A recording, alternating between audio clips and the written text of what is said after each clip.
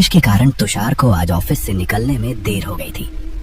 वैसे तो वो देर रात की बस से ही घर जाता था, लेकिन आज ऐसा लग रहा था जैसे आखिरी बस भी छूट जाएगी। अरे तुषार जल्दी कर, ये बस छूट गई तो घर कैसे पहुंचेगा? ये बारिश भी आज ही बरसनी थी। वो बस स्टॉप की ओर दौड़ता भागता गलियों से गुजर रहा था और उसकी बस उसकी आंखों के सामने आगे बढ़ रही थी। बस ने रफ्तार पकड़ने से पहले वो बस में चढ़ गया। रोजमर्रा की जिंदगी की भागदौड़ कभी कभी कितनी भारी हो जाती है, ये उसे ऐसे ही पलों में समझ आता था। दरवाजे पर खड़े होकर कुछ देर हांफने के बाद वो अपनी हमेशा वाली खिड़की के पास की कोने वाली सीट पर जा बैठा। बाहर बारिश हो रही थी। बारिश में ऐसी ठंडी हवा और बारिश की बूंदें उसकी आत्मा को सुकून दे रही थी। बिजली चमक रही थी और बादल अचानक जोर से गरज रहे थे। बस पकड़ने से पहले पूरी बस खाली थी। आखिरी सीटों पर सिर्फ तुषार ही था। शायद बारिश की वजह से लोग जल्दी निकल गए होंगे, जिससे बस खाली थी। कितना थक गया हूँ आज। ये बारिश, ये भाग दौड़, बस थोड़ा आंखें बंद कर लूँ, आराम मिलेगा। कुछ देर बैठने के बाद तुषार को नींद आ गई।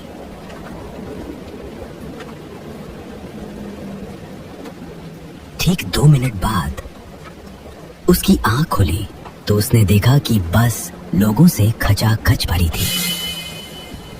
अरे ये क्या, अभी तो बस खाली थी, इतने लोग कहाँ से आ गए? एक स्टॉप पर इतने सारे लोग अचानक कहाँ से चढ़ गए? इतनी थकान और ऐसे मौसम में ये सवाल उसे छोटा लग रहा था।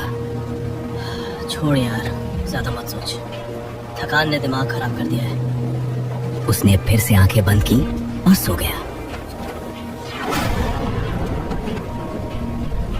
सफर के दौरान जब उसकी आंख दोबारा खुली तो बस फिर से पूरी तरह खाली थी। ये क्या हो रहा है? अभी तो बस भरी थी, कोई स्टॉप भी नहीं आया, फिर ये लोग कहाँ गायब हो गए? कुछ समझ नहीं आ रहा। बीच में कोई स्टॉप भी नहीं आया था तो वो भीड़ कहाँ गई? इसी सोच में डूबा हुआ तुषार को अचानक बीड़ी की तीखी महक महसूस हुई। एक धुएं का गुबार उसकी आंखों के सामने तैर रहा था, जैसे कोई रहस्य हवा में घुल रहा हो। उसने नजर घुमाई तो देखा उसके बाजू वाली सीट पर एक बूढ़ा आदमी बीड़ी पी रहा था। उसका चेहरा झुर्रियों से भरा था और उसकी आंखें ऐसी थीं मानो रात के सन्नाटे को चीर रही हो। अरे अभी तो ये बस लोगों से भरी थी, अचानक सब कहाँ गायब हो गए? ये कैसे हो सकता है? 30 साल बेटा, 30 साल से मैं हर रात इसी बस में सफर करता हूँ। आधी रात के बाद इस बस में कोई इंसान चढ़ने की हिम्मत नहीं करता। भाई साहब, आप बिना इतने यकीन से कैसे कह सकते हैं? ये तो बस बारिश और थकान का असर होगा, कुछ नहीं।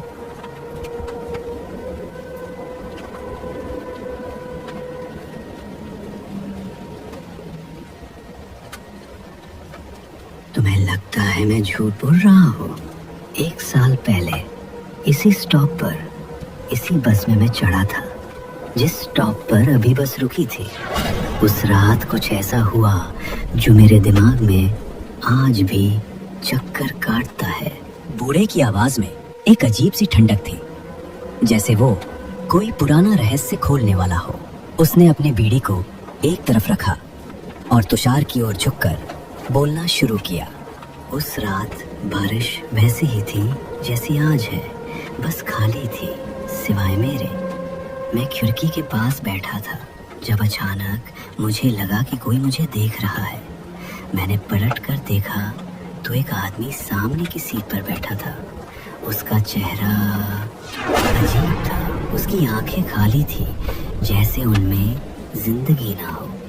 वो चुपचाप मुझे घूर रहा था।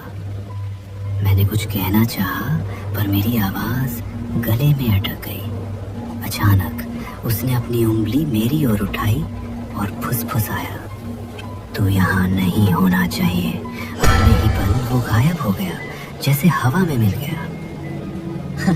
अरे बाबा, ये तो कोई पुरानी कहानी लग रही है। शायद आपने कोई सपना देख लिया हो। नींद में ऐसा लगता है कभी कभी। सपना? बेटा, मैंने उस रात के बाद कई रातें जाग कर बिताई। उस आदमी की आवाज मेरे कानों में आज भी गूंजती है। और सुन, उस रात तक रुकी भी नहीं थी, फिर भी वो गायब हो गया। लोग कहते हैं इस बस में आधी रात के बाद कुछ ऐसा घूमता है जो ना इंसान है। तुषार ने बूढ़े की बात को हल्के में लिया। उसका दिमाग थकान और बारिश की वजह से होने वाली उलझन पर टिका था। ये सब बकवास है। उसने खुद से कहा। बूढ़े लोग ऐसी कहानियां बनाते रहते हैं।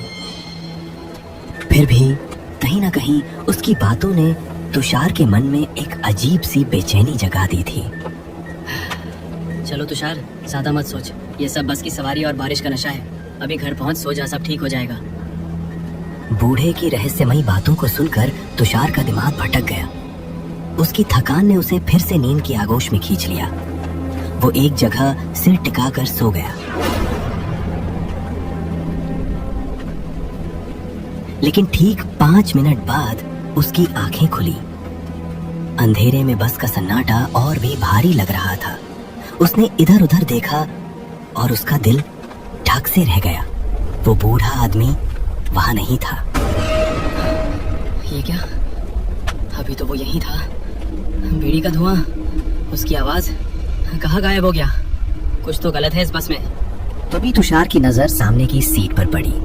वहां एक आदमी बैठा था, अखबार पढ़ रहा था। रात के 1 बजे इस सुनसान बस में कोई अखबार पढ़ रहा था। उसका चेहरा अखबार के पीछे छिपा था और वो इतने ध्यान से पढ़ रहा था जैसे दुनिया की सारी खबरें उसी में समाई हों। तुषार की सांसें तेज हो गईं। भाई साहब, आप कौन हैं? इतनी रात को अखबार? उस आदमी ने कोई जवाब नहीं दिया। तुषार ने खिड़की के बाहर देखने की कोशिश की, लेकिन बारिश की बूंदें और बिजली की चमक ने उसे और बेचैन कर दिया। उसने फिर से उस आदमी की ओर देखा और तभी उसने अखबार नीचे करना शुरू किया। जैसे ही अखबार नीचे हुआ, तुषार ने उसका चेहरा देखा। खून से लथपथ, सिर का एक हिस्सा कुचला हुआ, जैसे किसी ने उसे बेरहमी से मारने की कोशिश की हो। उसकी आंखें खाली थीं, जैसे कोई आत्मा उनमें बाकी न बची हो। नहीं, क्या है? तुषार की चीख बस के सन्नाटे में गूंज गई। उसकी आंखें बंद हो गईं और वो सीट पर सिकुड़ गया। अचानक एक ठंडी हथेली ने उसका कंधा पकड़ा। उसने डरते डरते आंखें खोली तो वही आदमी सामने था, लेकिन अब उसका चेहरा बिल्कुल साफ था। कोई खून नहीं, कोई घाव नहीं। वो हल्के से मुस्कुरा रहा था। अरे भाई साहब, क्या हुआ? इतना डर क्यों गए? आप ठीक तो हैं? पानी पिएंगे? आप अभी, आपका चेहरा, खून, ये सब क्या था? मैं पागल तो नहीं हो रहा? डर गए ना?